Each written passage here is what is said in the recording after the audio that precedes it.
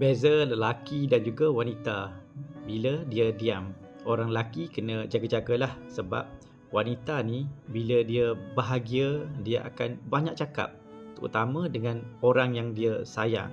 Tapi bila tiba-tiba dia jadi diam, itu tandanya dia dah terluka, dia tawar hati, dia sakit hati, dia marah ataupun dia malas nak cakap perkara yang sama berulang-ulang kali pada pasangan dia. Dan bila dia diam, wanita akan ambil masa lama. Lama tu mungkin berbulan-bulan, mungkin bertahun.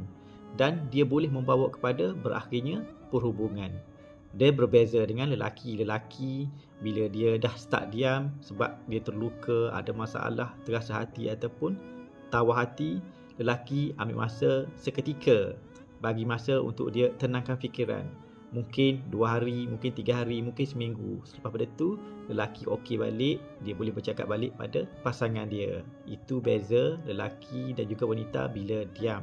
Lelaki sekejap saja diam, wanita ambil masa yang lama jika dia diam.